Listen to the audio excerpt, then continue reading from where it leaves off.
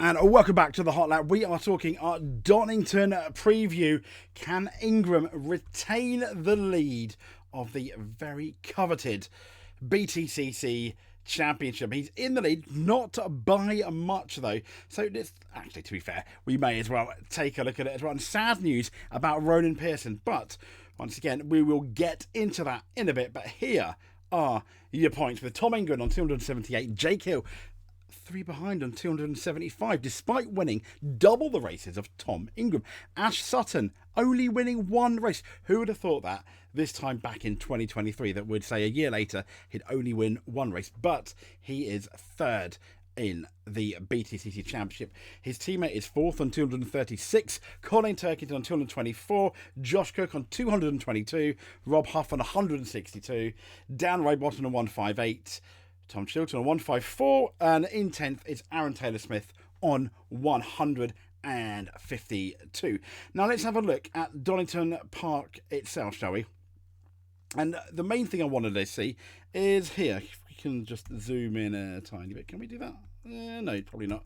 So we have got on Saturday, we've got the Touring Car Championship free practice at 9:30. Next up, we've got the Rocket F4 Championship. Next up after that, and that's essentially qualifying. Paul Sprint Cup qualifying, 12:15 qualifying for the Quick Fit British Touring Car Championship. A bit earlier than normal. But then they've got qualifying. They all say qualifying, so I'm assuming they've got the program a bit wrong here. And the actual qualifying is at 15:05, 5 minutes past 3 for the touring car, because it's not all qualifying. That's definitely free practice, isn't it? Yeah, that's unless they're trying something completely new. But the big day is, let's scroll down to Sunday, where the first race for the BTCC is going to be at 11:30. Yes. The second race at 2:35 or 14:35 in old news. And at 17:25, we've got the final race, race 15 of the Quick Fit Touring Car Championship. Not many races to go after that. So once again, we are very much at the business end of the BTCC, or the BTCC Championship. And it's getting interesting. So let's take a look then, shall we? If we will, at the British Touring Car Donington track. Now it is, in terms of layouts, we are using the GP circuit layout, which is, I think, 5 left-hand corners, 7 right-hand corners, 12 corners in total. Let's have a look now. As we are, well, essentially we're coming round what is now, what is it known as, the Melbourne hairpin, going into good, I think it's Goodard's. But anyway, even if I get that wrong, we're coming now onto the Wheatcross Straight, one of the main places of passing in Donington, albeit we are on the Grand Prix circuit, so it could be a bit different. But the first corner is coming up. We are, funny enough, in a BMW that I think is on road tyres that are used on project cars, but that's by the by, because we're now into Redgate, coming down from Redgate on the power. Lots of passes here. People do sometimes go on into Hollywood. Then we've got the Craner curves coming up to what's called the old hairpin. Now, after the whole hairpin, we've got, I think it's Starkey's Bridge, which I think's about here, into, oh no, Shantz Curve, and then McLean's. Now, you can pass it. We have seen passes here, particularly in the wet, but you can pass here as well. So we got a little straight now to Coppers, which is one of the most important corners on the track, because we have a nice long straight into the Foggy S's. So what you normally want is easy in, and then nail the power. Not quite like I do, but nail the power so you come out quite wide, but you're maximising all your power now down the straight onto the Fogarty S's, where this, once again, side by side, we potentially will get passing here this weekend, and a couple of more places to pass now. We are on the Grand Prix part of the circuit into the Melbourne hairpin. We quite often see cars go side by side here, but they can sometimes even remain side by side, coming out of the Melbourne hairpin into Goodard, which is the final corner of the Donington GP circuit. So imagine here, side by side on the last lap in race 15, going for the win on the parity. There's normally a couple of lines out of here when you're racing side by side to hopefully absolutely do gangbusters do gangbusters. Here's a quickish replay of it. So not bad at all. Donington Park. So it's going to return for the second time in August. The opening round saw Tom Ingram do particularly well. And that's all the way to the first race of the championship. But we've got the 22 champion and him along with Ash Sutton and Colin Turkington. They did make what was a searing start to the campaign. And they're going to be hoping for more success. So, I mean, we've got BMW, Hyundai, Cupra, and more are going to be fighting it out. Particularly in qualifying, is going to be. I think qualifying could well be quite interesting. So, from that, we will quickly put a stop to that. And I want to talk about some. I want to talk about some of the drivers, if I'm honest. Yeah. Now, when we look at the championship standings. It's Tom Ingram, and let's have a quick chat about Tom Ingram because he's the man. Is this man favourite for the championship? You start to think. I think if he maintains a lead coming out of Donington with, I think it's just Silverstone and Brands Hatch to go, I think you're going to struggle to not think of him as favourite. I think a big weekend is obviously needed for Tom because I think he can really seal the deal, not like the championship outright, but I think he can place maybe a couple of fingertips on that championship if he leads coming out of the Donington weekend. And as we know, he's very good. He won 2 races here at the beginning of the season. We also know he's really good at Brands Hatch. So yeah, I think it's going to be a case of who is going to catch Tom. Now, there could be a slight issue because we've got Jake Hill and Colin Turkington gunning for the championship. Now, the big thing here is that there's about 50 points between the two. I think 51.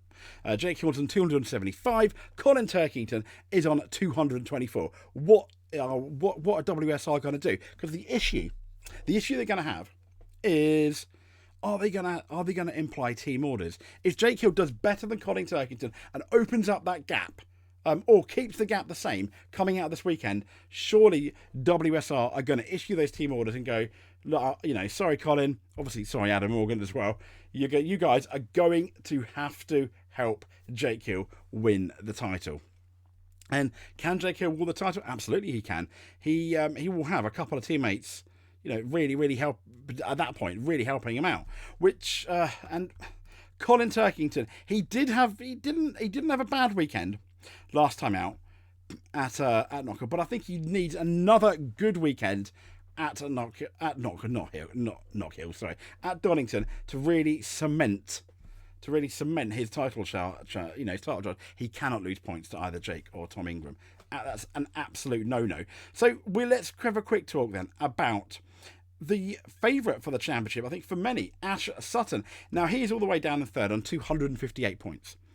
He may not be blessed with any team orders because it's Dan Camish on 236 points behind him, and Ash Sutton with only the one win. Camish hasn't. He's got 5 seconds and 2/3.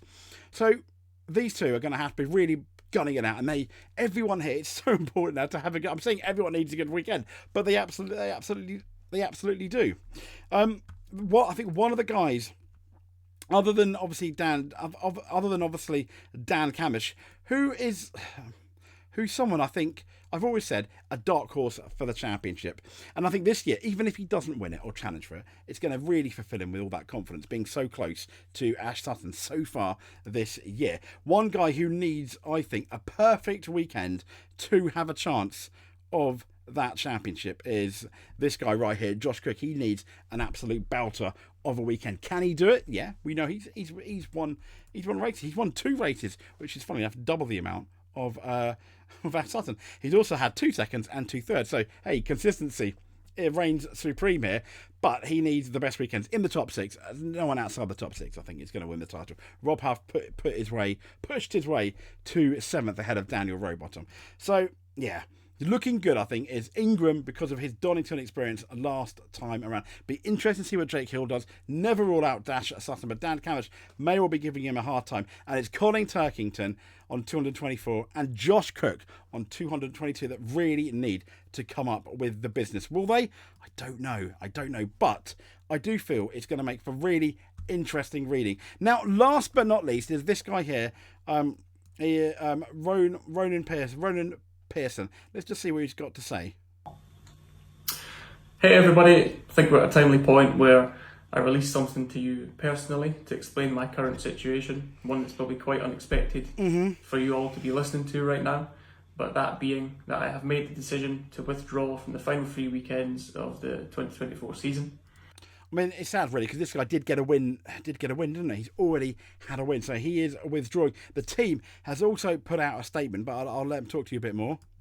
This comes after amicably agreeing to part ways with Accelerate Motorsport. We've come to a crossroads in our partnership, and it's best for all parties, myself, the team, all of my incredibly loyal sponsors that have backed me all the way, that we do this.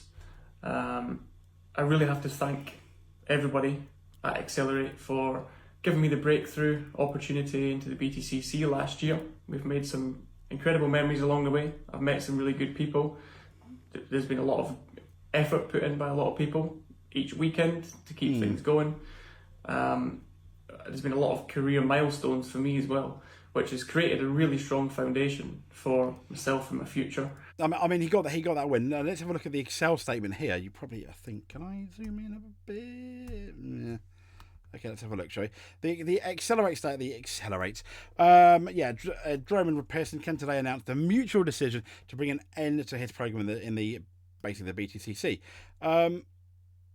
The decision has been taken after the two parties reach a crossroads in their relationship, with the amicable decision being viewed as the best of. So I imagine some kind of money problems, maybe. This is absolute conjecture, and I can't say for sure. His win at Brands Hatch early this season was the obvious highlight. Yes, it was, and showed what he's capable of. We wish him the best in the future, and that's what Accelerate. So what is going on there? Will we see him next year? I think that every potential we will see him next year. He's won a race. That's not bad. Better than some of the grid. So anyway, that has pretty much been our preview for the British Touring Car Championship coming to Donington this weekend. Don't miss it. It's going to be a big weekend. We've got the F1 is back as well, but I'll be watching both somehow. And if you want, like and subscribe. If you'd like, that would be great. Give us a like. Always makes me happy. If you're not subscribed, do that. If you want to see more touring car action, hit the notification button so you don't miss a beat. In particular, hit it if you like your F1 as well and your rally, because we do videos of that, and we'll also do gaming videos. We'll speak to you soon. Thank you very much and stay safe.